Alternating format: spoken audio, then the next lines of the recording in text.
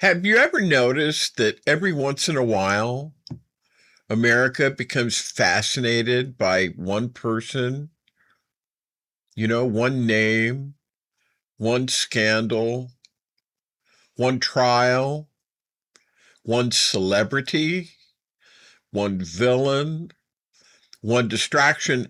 And while the entire country is looking over here, something very important is happening over here. Now, don't misunderstand me. Jeffrey Epstein matters. His victims matter. His crimes matter. But I want to suggest to you that there is another question that may be even more important. Why does America become so fascinated with figures like Jeffrey Epstein? Why do certain people become larger than life? Why do they become almost mythological? Because I think there's something much bigger, if the truth be told, that is going on. And I call it the Gatsby Effect. Now, you may not have heard of that, but I'm about to tell you. And if you understand the Gatsby Effect, I think you'll understand a lot better. Not only Jeffrey Epstein, but something profound about America itself. And this is Politics by Jake. Welcome to the show. Welcome to all of you. Welcome to 2026. I've been saying that since January, but I still welcome you all because I know we have new listeners and new viewers, and that's great. I love that. Welcome to you all. We have basically what I do on the show here is I break down political and economic realities so you can understand what's actually happening, so you can position yourself properly to avoid things that are coming or take advantage of things that are coming as well. If you want this kind of analysis applied to your own personal or business life, I do one-on-one strategy sessions, and the link is in the description. And finally, you can also find Politics by Jake on YouTube, Spotify, iHeartRadio, Podbean. Most major podcast platforms are going to carry us. So, all right, that said, let's welcome to the show.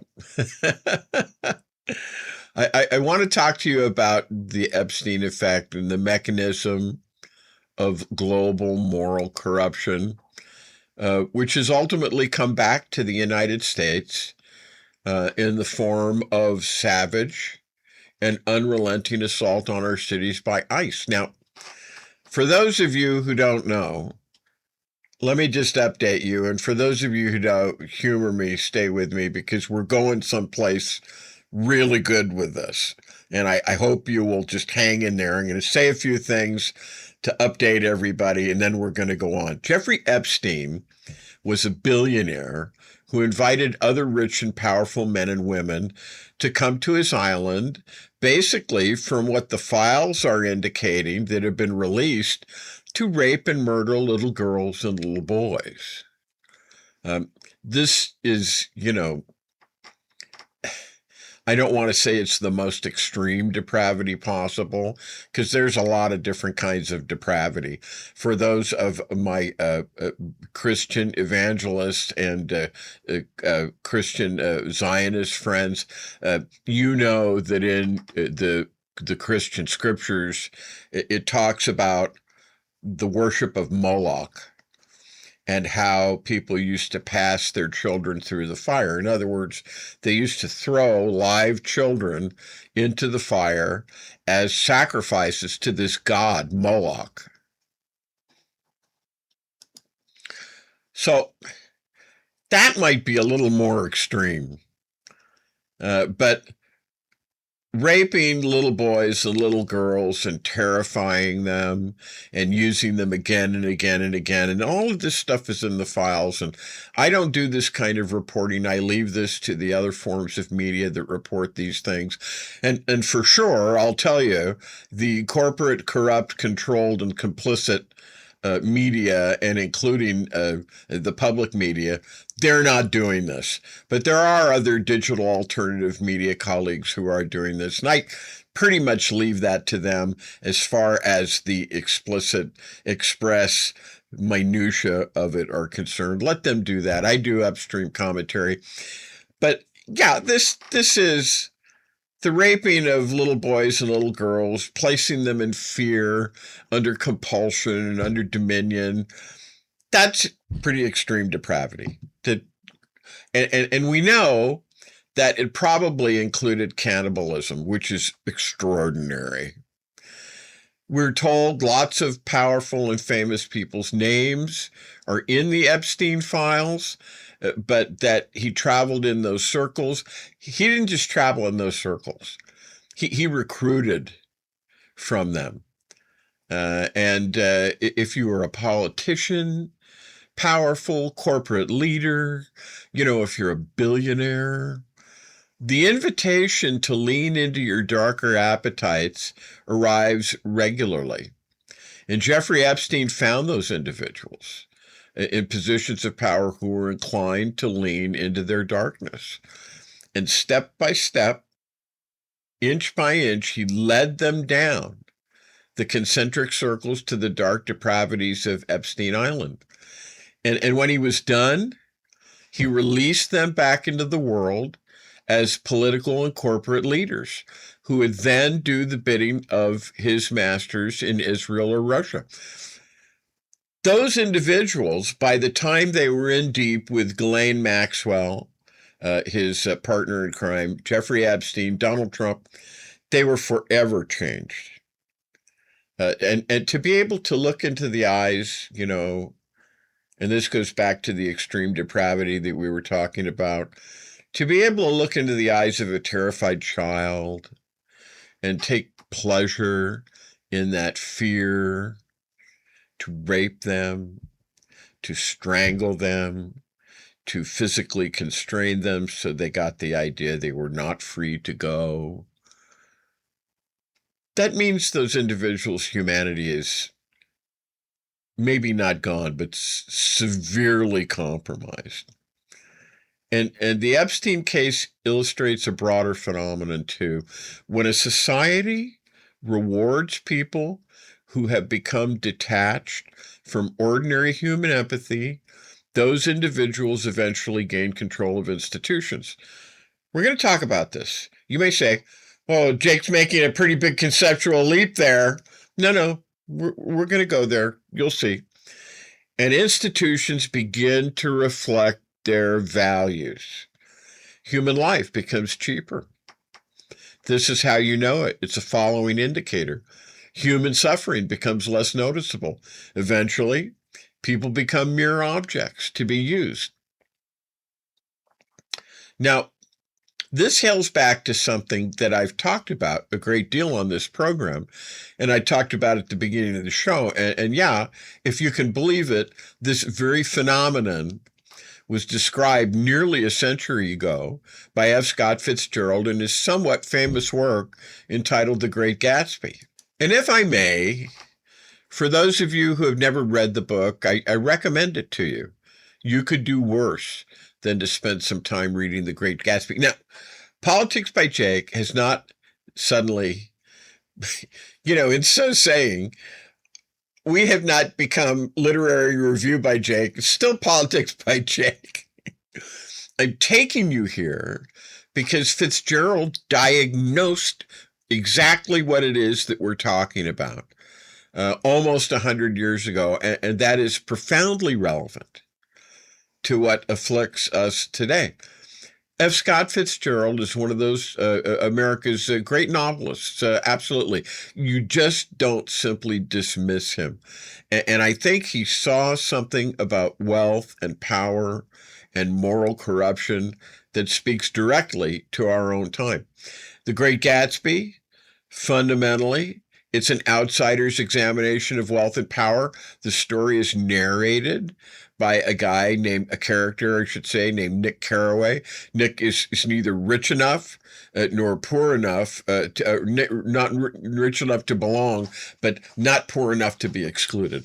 He stands on the threshold of this world of great wealth, and he just simply observes. And Nick comes from the Midwest. He's a Yale graduate. He's a veteran of the First World War, and he moves to New York to enter the bond business. He rents a little modest house next door to this mysterious character, Jay Gatsby. Nick also happens to be the cousin of another character named Daisy Buchanan, and he ultimately becomes the observer and the chronicler of the entire tragedy. And what fascinates Nick Carraway is not Tom Buchanan. It is Jay Gatsby, the man whose name appears in the title of the novel. Nick admires Gatsby's hope, his vision, his romantic idealism. Gatsby believes that life can be something greater than it presently is. And Fitzgerald is not mocking that capacity to dream, by the way. In many respects, he honors it. Gatsby's tragedy in the book is not that he dreams. His tragedy is that he places that dream on the wrong object. Now, as I said, standing opposite Gatsby is Tom Buchanan, and I referred to him earlier. Tom Buchanan has become one of the great villains of American literature, not because he's theatrical, not because he's melodramatic, but because he's so casually destructive. And when I say casually destructive, you should begin to get an idea of how this transports 100 years from Fitzgerald's times to ours. He's extraordinarily wealthy. He was born into old money. He was a Yale football star. He's physically imposing. He's aggressive. He's powerful. And he's utterly accustomed to getting whatever he wants. He lives in a place called East Egg. Now, this is a fictional location. It's supposedly on Long Island. It's modeled on an actual place called Sands Point, which is also on Long Island. And Sands Point and East Egg represents inherited wealth, privilege, social status, and old money. Tom is married to Daisy Buchanan, yet he openly carries on an affair with someone named Myrtle Wilson. He believes social hierarchy is natural. He believes it's desirable. And throughout the novel, he displays racial prejudice, class prejudice, arrogance, and entitlement. But what makes Tom important is not merely that he is rich. It is that he feels entitled. He treats women, friends, employees, lovers, indeed, almost everyone he encounters, as extensions of his own desires. One human being exists primarily to satisfy his wants. Now, because The Great Gatsby is in many respects a tragic love story, it helps to understand the relationship. Tom Buchanan and Daisy Buchanan are husband and wife. Jay Gatsby, desperately in love with Daisy, and spends years trying to win her. Tom openly conducts an affair with Myrtle Wilson. Throughout all of this, Nick Carraway simply watches the entire train wreck unfold before him. And what is fascinating is Daisy's final decision. She does not choose Tom because he is morally superior. She does not choose Tom because he loves her more. She does not choose Tom because he is the better man. She chooses Tom because Tom represents security, wealth, permanence, social position, and inherited power. And by the end of the novel, Gatsby is destroyed. I won't tell you how, but Gatsby is destroyed. But Tom and Daisy, they simply retreat into their wealth and they move on. And near the end of the novel, after enormous damage has been done, including multiple deaths, Tom simply continues with his life. And Nick Carraway finally reaches his conclusion. And in my judgment, it is one of the most devastating observations in all of American literature. He says, quote, "They were careless people, Tom and Daisy. They smashed up things and creatures and then retreated back into their money," close quote. That sentence, that's not simply about Tom and Daisy. It is Fitzgerald's diagnosis of a certain type of power. Notice, if you will, what Fitzgerald is not saying. He's not saying that rich people are evil. His criticism is much more subtle and much more profound. He is saying that wealth, insulation from consequences, unchecked privilege, can produce a class of people who no longer experience ordinary human accountability. They become morally insulated. They can damage lives, they can destroy families, they can ruin reputations, even cost people their lives, and then simply retreat behind wealth, status, influence, and connections. Tom Buchanan is not Jeffrey Epstein, but Epstein can be understood as an extreme manifestation of the underlying phenomenon. Same phenomenon. Tom assumes that rules are for other people. Epstein appears to have lived as though no rules applied to him ever, at all. The common thread is not simply wealth. It is moral insulation. It is gradual detachment from ordinary human empathy that comes from living without meaningful consequences. And because Fitzgerald explains this phenomenon so extraordinarily well in The Great Gatsby, I have called to come this the Gatsby Effect. There is a somewhat famous quotation attributed to F. Scott in which he observed that the rich are different from you and me. Now, Ernest Hemingway, another one of the great literary figures, unquestionably, of the 20th century, upon hearing Fitzgerald remark, is said to have replied back, rather laconically, I might say, "Yes, they are different from you and me. They have more money." But I think Fitzgerald was saying something deeper than that. I think he was not merely saying that rich people possess more wealth. I think he was saying that wealth, when combined with insulation from consequences, can gradually produce a class of people who no longer experience ordinary human accountability. They become morally insulated. They can smash up things. They can smash up creatures, to use Nick Carraway's unforgettable phrase, and then simply retreat back into their money. And I ask you, who does this remind you of so much as Donald Trump, this pathetic, poor little rich boy who routinely smashes up things and creatures? But it's not just Donald Trump in this scenario. No. Unfortunately. I think this is the larger lesson, not merely of Jeffrey Epstein, but of The Great Gatsby. Fitzgerald warned us almost a century ago that the greatest danger was never simply wealth. It was what wealth could be, what it could become in people when it ceased to be accompanied by accountability. And the Epstein case, it illustrates precisely that broader phenomenon.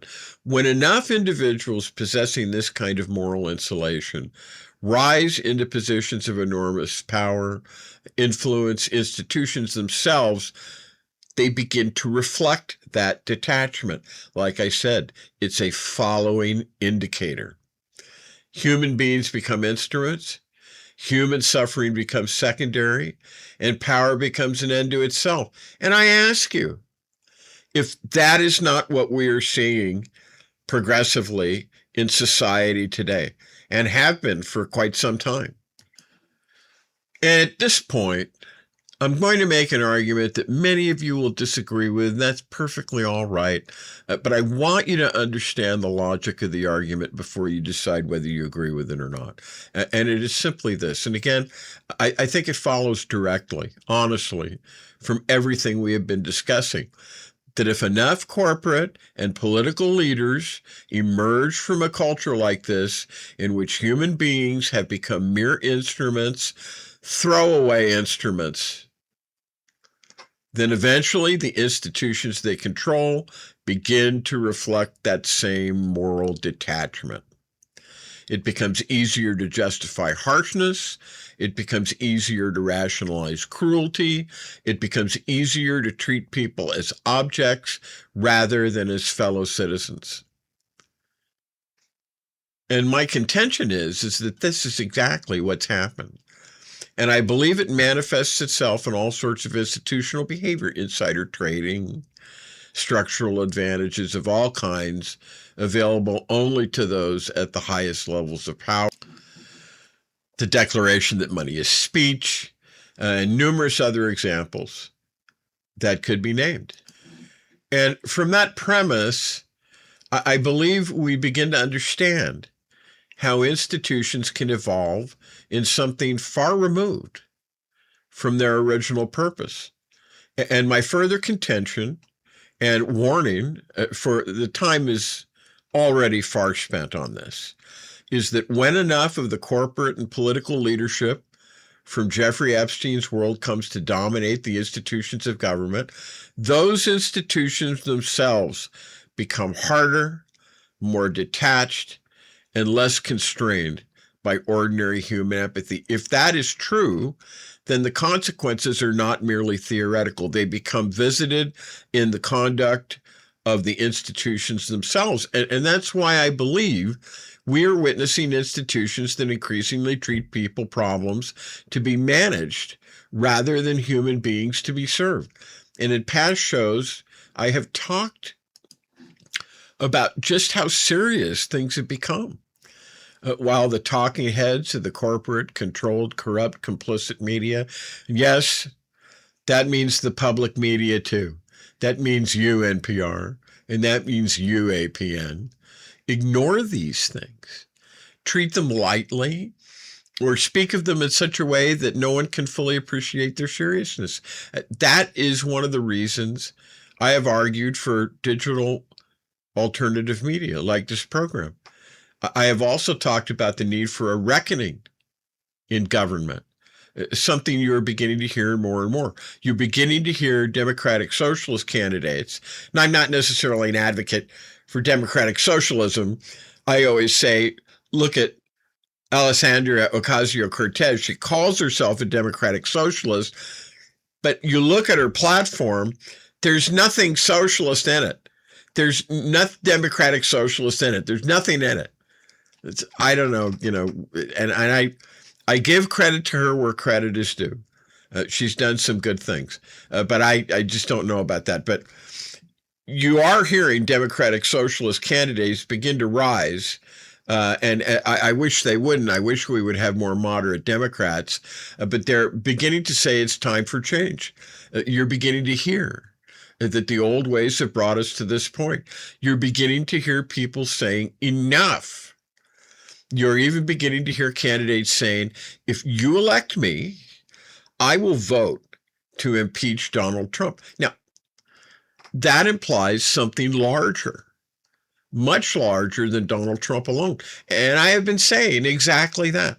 What is needed is not merely the replacement of one man. It is a reckoning with an entire system. You're beginning to hear a new generation of candidates, many of them Democratic Socialists, which, this is another show that we can talk about that, saying it is time for change, but those are the ones who you're hearing. You're beginning to hear them say the old ways have brought us to this point. And if our government is to be saved, and of course the mainstream media, they would scoff at me even framing the issue this way, or the idea that they would frame the issue in this way. There has to be some sort of national reckoning. I have suggested, while acknowledging the difficulties involved, that perhaps something akin to a Nuremberg tribunal, or failing that, a Truth and Reconciliation Commission may ultimately become necessary. That is how widespread, how pervasive, and how serious I believe this has become. It is about what I have called the Gatsby Effect, but what might be called just as well the Epstein Effect. It is about the consequences of a moral corruption at the top of a society, and the ways in which that corruption gradually expresses itself through the institutions beneath it.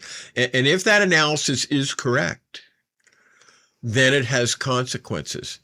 Ultimately, when the corporate and political leaders from Jeffrey Epstein's world have accumulated enough power, they create, and here we're going for the end that I hope you've hung around for, they create institutions capable of sustaining a secret police force like ICE, immigrations and customs enforcement. And they invite working class white supremacists, Christian nationalists, veritable riffraff, honestly, to live out every fantasy they have ever had about doing violence. Based on the investigations into what has thus far been released from the Epstein files, upwards of 30 leaders in the Trump administration alone have been identified as having direct associations with Jeffrey Epstein. Now, I readily acknowledge that what follows is an inference, but it is an inference that I believe the evidence that I have seen and that exists and is available for you to look at justifies. Accordingly, I conclude that our leadership in the Congress and in the White House and in the Supreme Court forms part of what I call Epstein's circle. This is a dangerous time, because people who have become detached from ordinary human empathy become increasingly capable of inflicting pain upon others while believing themselves justified in doing so. And this isn't even fundamentally about left or right. This is about the Epstein effect and its impact upon millions and millions of lives. And whether you ultimately agree with my conclusion or not, I hope you will at least consider Fitzgerald's warning. He saw nearly a century ago that the greatest danger was never simply great wealth. It was what wealth could become when it became separated from responsibility, from accountability, and ultimately from ordinary human empathy. And we will either stand up against it or we will become part of it. And this is Politics by Jake. And now here's a word from one of our sponsors, Twain Consulting.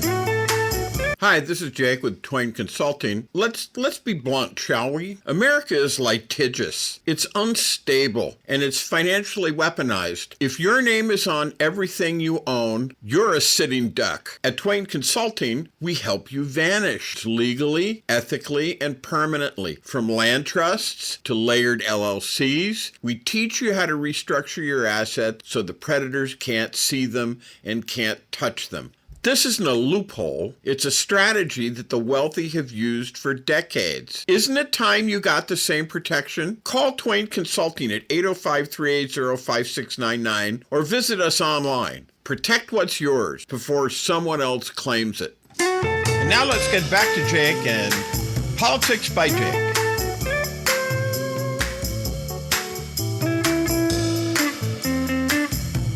All right, this is Politics by Jake, and we're back. And on Politics by Jake, I break down political and economic realities so you can understand what's actually happening and position yourself accordingly.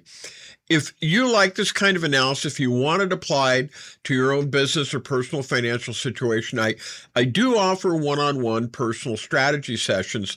The link is in the description. And with that, let's continue. Now, I wanted to talk about something that kind of bugged me a little bit, but I didn't need to have the presence of mind, or I didn't have time in the show last week to talk about it.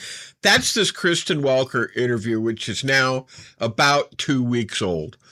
And one of the things that Trump said in it, I just want to get clarified because this is important.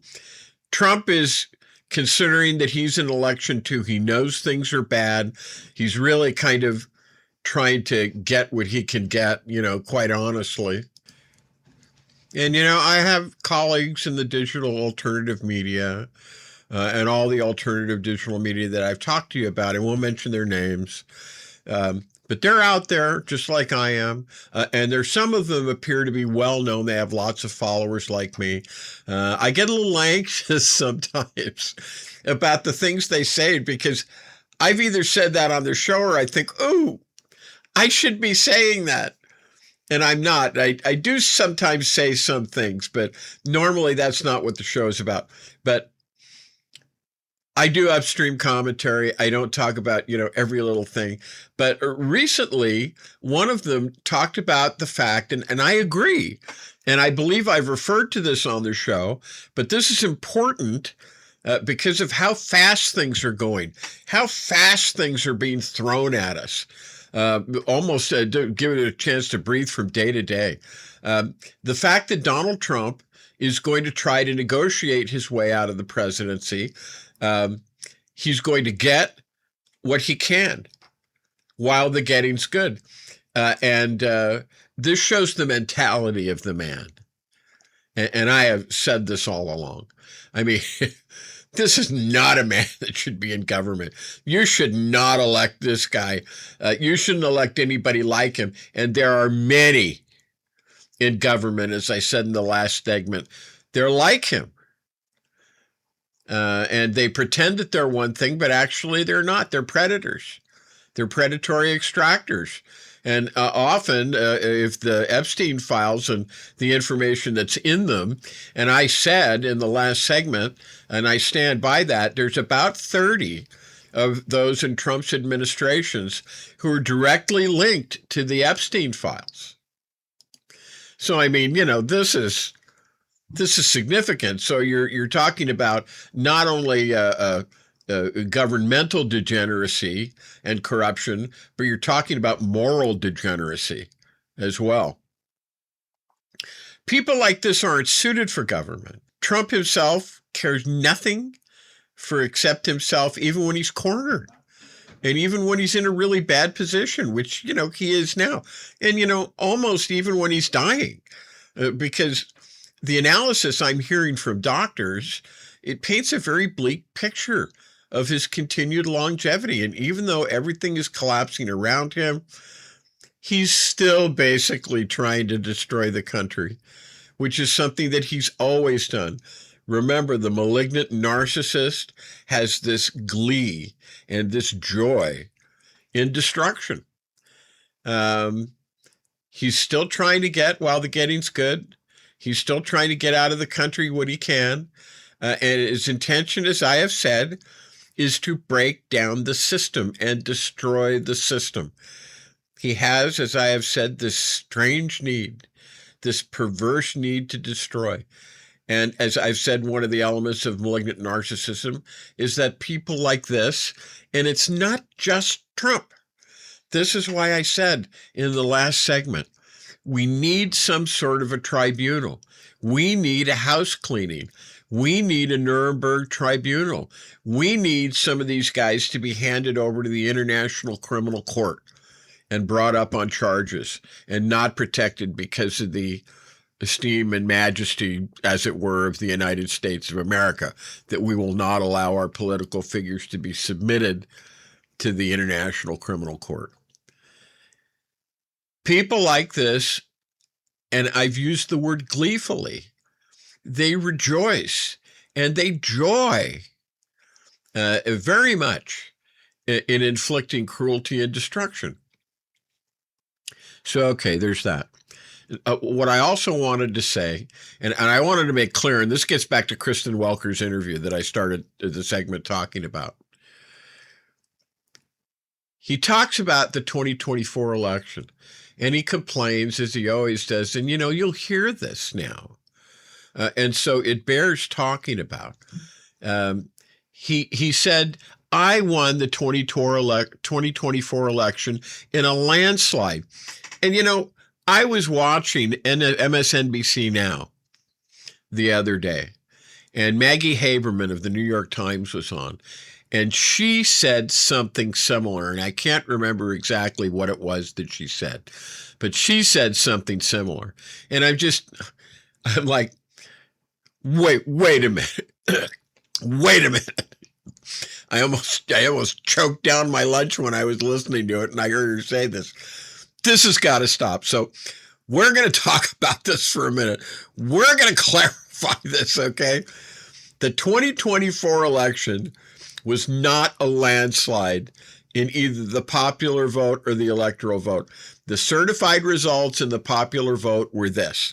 Donald Trump got 49.8% of the vote. Kamala Harris got 48.3%. That is a margin of 1.5 percentage points, and it's roughly 2.3 million voters. So if someone says that Trump won the popular vote overwhelmingly, that's simply not true. Not in any ordinary statistical sense that I know of. And what happened is that several different things have gotten conflated, I guess. The popular vote, Trump won by about 1.5%. Historically, I was going to say modest, but that's kind of like by the skin of your teeth. That's not a landslide.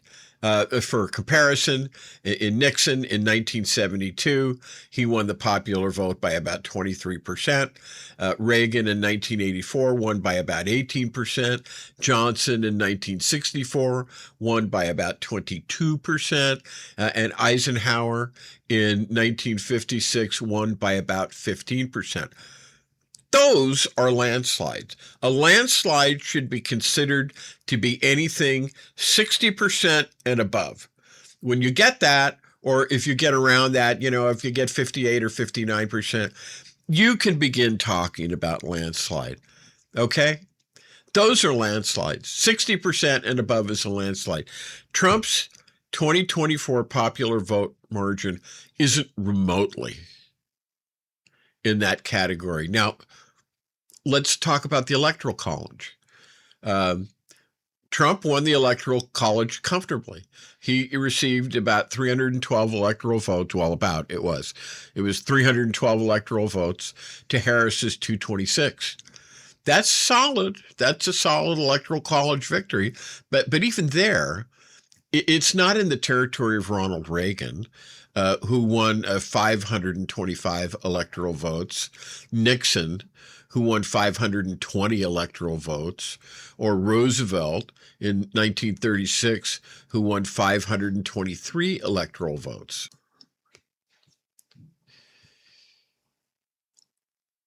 And so, what I think Haberman and others are often referring to is something different. Trump won the popular vote. He won the Electoral College. He carried all 7 major swing states. That could create a perception of decisiveness, but a decisive Electoral College outcome is not the same thing as an overwhelming popular vote victory. So if someone on MSNBC says Trump won overwhelmingly in 2024, which is pretty much what Haberman said, and I have my opinions about why Haberman said that. Haberman has tried to cultivate a relationship with Donald Trump because it's her job to have access to people like that, as obnoxious and disgusting though they may be, so she can interview them and so she can do her job. And she's been doing that since 2016, honestly. So I think what she said is really uncalled for. And really can't be justified. At least I can say I understand, why she did it. So if Maggie Haberman or somebody else like that says Trump won overwhelmingly in 2024, I would say, by what metric?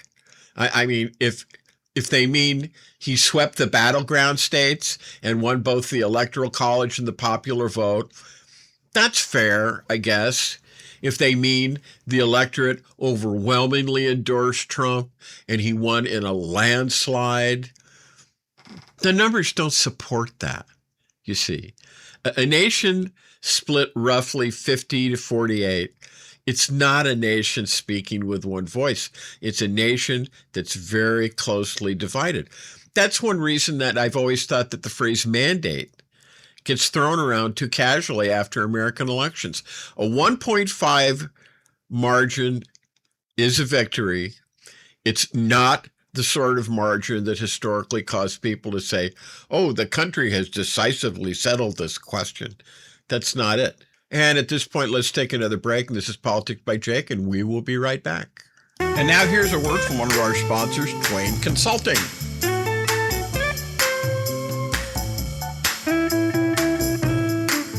Hi, this is Jake with Twain Consulting. Imagine, if you will, having the power to disappear from the prying eyes of creditors, identity thieves, nosy strangers, all while protecting what you've worked so hard to build. That's what virtual invisibility offers. It's not magic. It's smart legal and business strategy to shield your assets and privacy so you can live free, confident, and in control. Most people think that asset protection is only for the ultra-wealthy, but it's for anyone who wants peace of mind and financial security, including you.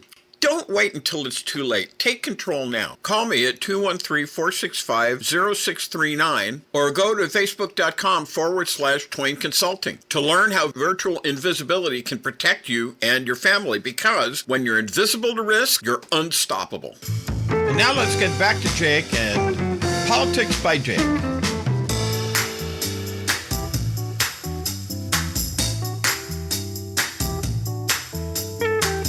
All right, and this is Politics by Jake. Welcome back. On Politics by Jake, I break down political and economic realities, help you understand what's happening so you can position yourself effectively to the best effect.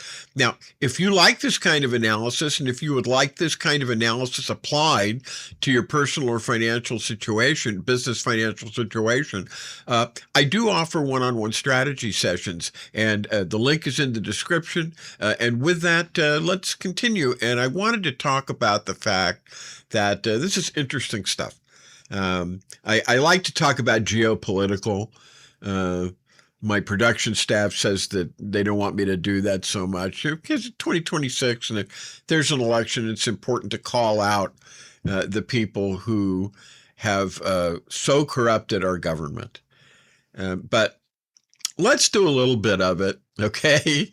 The Swedish government, just in the last couple of days, has reported that they are detecting increased signs of aggression being prepared on the Russian side. So, starting from Estonia in the north, Latvia in the middle, and Lithuania in the south, east of that, on the Russian side, there are preparations for, let's call it a sneak attack, because that's what it's going to be, given the mentality here in the Western world. Parenthetically, if you have a director of national intelligence or a directorate of national intelligence, and you're in transition now from Tulsi Gabbard, who says that she's leaving because her husband has cancer, and we certainly wish him and her well with regard to that.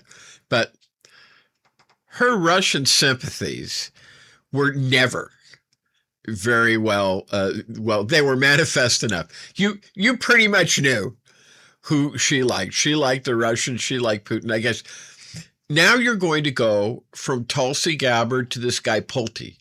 Or at best, you can get this other guy, Jay, or whatever his name is, the head of the the U.S. attorney in the Southern District of New York. And I'm sure that he's a dyed-in-the-wool Trump acolyte. And so you have to ask yourself this question. Is the United States intelligence blind? Is there even a chance that guy Radcliffe, the former congressman, that he might be an exception? He's the director of Central Intelligence. He's the head of the CIA. Could he break the illusion? Right? Because we've seen it before Pearl Harbor. You had Admiral Richard K. Turner in top command of the United States Navy who would not allow warnings to be sent outside after the first round around Thanksgiving. He would not allow more warnings to be issued. And later, he had a terrible career with these frontal assaults on the islands in the Central Pacific. That's another story. But the question I want to propose here for your consideration, are we headed towards some other kind of Pearl Harbor? We've just heard from the Taiwanese representative here in Washington, and what does he say? He says, we need the first order that we made. That's got to be deliberate, please. And then we need to have 14 billion more. And as you can see, Trump is saying, I will use you, Taiwan and Taiwan representative, as a pawn. And remember, how did this alliance come about in the broader sense? Is that Trump said, not Trump, Franklin Delano Roosevelt said, we're going to have Lend-Lease, and that's going to save that. We're going back to the start of World War II. That's going to save the Soviets. It's going to save the British. Well, it was a little before World War II. It's going to save the Free French. It's going to save the Chinese nationalists of Chiang Kai-shek. And those are the guys whose ancestors or whose progeny are on the island of Taiwan right now. The Chinese nationalists of Chiang Kai-shek. That's where it started. And then to solidify it and consolidate, it was the Marshall Plan. And that's pretty much the story on where the alliance, the U.S. alliance system does come from. But you notice the key feature, notice this, okay? The key feature of these things is that they're based on generosity. If you want to be a world leader, you've got to provide largesse. This is just in the nature of human life. But if you have the mentality of a cheap, penny pinching, nickel nursing Queen's landlord, rent gouging Queen's landlord, then you can't direct that. You can't even keep together an alliance system like that because it's not part of your mentality. Again, this is a guy who should not be president, and people like him should not be in government because this alliance system is important. So, all right. So now my thesis is, and I wanted to put this at the beginning, but I thought it was more important to get some of these other facts on the table. What we are right now is, and we have to consider it, is in acute danger of being the target of sneak attacks. Sneak attack by Putin on the Baltic states. I just talked about that. Sneak attack by the Emperor Xi on Taiwan. Sneak attack by Kim on South Korea. Republic of Korea, ROK. Those three. And then why not? It can go further. It might include Japan, although I think they would rather do it on a lesser scale. But that's where you are now, you see. And is there anybody out there in the Democratic Party, I'm asking, are there any politicians left in this country that can be that kind of moral representation that the American people require? You know, sure, you can attack Trump all you want. That's fine. I'm for that. I do that every weekend on the show. But to gloat, the U.S. is defeated, which they do. That's despicable. That's wrong. Because it's not the United States that's being defeated. It's this aberration. It's this interloper with his palace courtiers coming in because of the neoliberal economics, you know, in the broadest of senses. And you have the inability of Obama, too. When I talk about Obama, and you've heard me talk about this on the show, I speak diffidently. I'm not a real Obama fan. I mean, I guess he beat a poke in the eye. Obama's library opened up. I'm sorry. I'm not really going to be celebrating that. You know, if Obama was so great, why did his 2 terms not open the door to more stability and reconciliation? Instead, it opened the door to his immediate successor, Donald Trump, who is now in charge once again, although that was the first one in 2016. So how could it have been that good? Don't you need to answer that one, don't you think? Of course, the Obama fan club doesn't want to be constructed or confronted, I should say, with things like that. I mean, you've heard me talk about this before. What about the 10 million foreclosures? Meaning 30 million, 40 million people displaced. 60,000 factories. Talked about this before. You hear me talk about this all the time when I talk about globalization. The 60,000 factories that disappeared under globalization, largely in the Obama years. And he didn't reverse it. It continued. The TARP, remember that one? Troubled Asset Relief Program? It was a bailout for the bankers, including their bonuses, their year-end gratification, and all that stuff. Remember, he called them into the White House, and there were people yelling outside because when the nation was in all of this trouble, they were taking their bonuses, and people were pissed. They were mad. And he said to them, he said, I'm the only person standing between you and those guys outside with the pitchforks. And the part that he didn't say, but that I conjecture that he said, was, if you want me to solve this situation, you'd better play ball.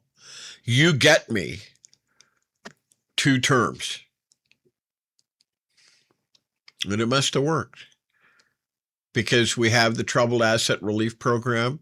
It's just a bailout for the bankers. That's all it was. So, anyway, that's where we are right now. We have an intelligence establishment, which, for all we know, U.S. intelligence could be blinded by the wreckage left by Tulsi, who was in favor of the Russians anyway. And now if this Pulte gets his hand on it, and that's the problem with ultra-left, because Tulsi Gabbard's kind of an ultra-left. And the ultra-lefts, they prefer to knock off other Democrats rather than to knock off Republicans. And so she got in there. So if this Pulte guy, this character, gets his hands on it, they say, what if you care if Pulte? They might. You might say this to me. What do you care if Pulte comes in for a couple of days? I think he could come in for, I don't know. Don't quote me on this, but I think it's as much as 180 days. Maybe it's 120. I'll tell you what. He could fire just about everybody, and this would be Trump's ultimate homage to Putin and company. So, okay, in the time left, let's take a look at Moscow, because you remember, you've got to do this because you're dealing with a misalignment. You've got, maybe I should call it the malign alignment, okay? The crinks, or the crink. What do we have? Overnight, this was last week, we have Ukrainian forces. They hit Moscow. You're probably not even hearing about this, with approximately 1,000 drones. And remember, in World War II, or those of you who watch the movies about World War II, you look at those World War II movies and they say, it's 1,000 bomber raid on Berlin, right? Every Royal Air Force base and American base in southern and eastern England, everybody takes off. Maybe Gregory Peck is leading part of the charge, 1,000 bomber raid. So the Ukrainians have announced 1,000 bomber raid on Moscow. Like I say, this was a week ago. Like I say, a lot of what I do, I feel like I'm John Oliver doing HBO's Last Week Tonight. A lot of them were shot down. A lot of them didn't hit their targets. But take a look, and you'll see some pretty fascinating pictures. In particular, notice the difference between the Ukrainians and the Russians is the Russians attack schools, they attack hospitals, they attack maternity wards, Orthodox churches, all churches, and so on and so forth. They're purely civilian targets.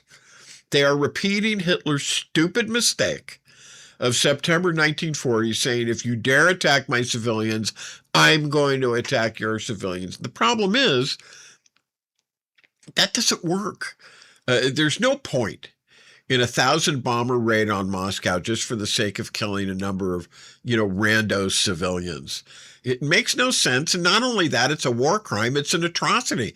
So instead, what's happening is the Ukrainians are relentlessly targeting oil refineries, oil storage, right? Tank farms, oil pipelines, just all sorts of things. And you look at these pictures. The horizon from Moscow is covered with this pervasive black cloud. You're not hearing anything about this, are you? Go online, check it out. Of course, you're hearing it from me, but go online, check it out. If you go online, there's one guy who is reporting that there's not kind of an oil rain that's coming down. In fact, in other words, actual droplets of rain are descending from the clouds after this bombing with drones. And it's covering much of Moscow with this film of oil, this dirty, this gritty oil. And perhaps the most spectacular sign of this thing, and I really urge you to see it, because I know you're not hearing it anywhere else. This is a true sign of the time. You've got these tank farms. In other words, oil storage tanks, right? They're all together. They're located together in the outskirts. I think it's the southeast corner of Moscow. And they show you as a result of one of these drones hitting the tank, right? A direct hit on a storage tank, and the tank lid blows up. And the lid, the top of the tank, goes up in the air hundreds and hundreds of feet, and then it comes down again in the midst of this huge black cloud, which, again, is not just smoke, but it's also oil droplets. And this has got to be one of the greatest humiliations of Putin that we've seen in recent years. And it brings home the lesson, right? What have you wrought? Like the biblical saying, what hath God wrought in response to Putin's arrogance? Oh, you Russian people, and cruelty and atrocities, a black cloud. Boy, does that speak or what? And that's Moscow. And we're told that the Russian complexes that had been hit, the oil complexes in the Moscow region, are responsible for producing and marketing 40%, maybe 40% of the oil used in the Russian capital area. And not only that part, but the long gas lines, the sort of thing you might associate with Jimmy Carter, from the 1970s. Remember the Arab boycott, right? Maybe you don't, but I'm talking about it, the Arab oil boycott after the Yom Kippur War of 1973, which was a fraud, by the way. That was a phony, but they acted it out in order to get the price up. It went up by like 400% or something like that. And Carter was left holding the bag, and that's probably the thing that honestly got him, rather than the hostage situation. Although the hostages were also, very bad, right? And that's the Iranians again. Those Iranians, huh? Always them. Well, that's where we are now. And all over Russia, not just in Moscow area, you've now got long lines of cars that are waiting, and they're trying to get some gas. And in particular, the most acute form of gasoline shortage is in Crimea. Okay, and that's about all the time we have for this show. Stay tuned for tomorrow, Sunday. We will have the second part of the weekend show. And until then, we wish you a pleasant day. We bid you adieu, and we'll see you again tomorrow. Bye-bye.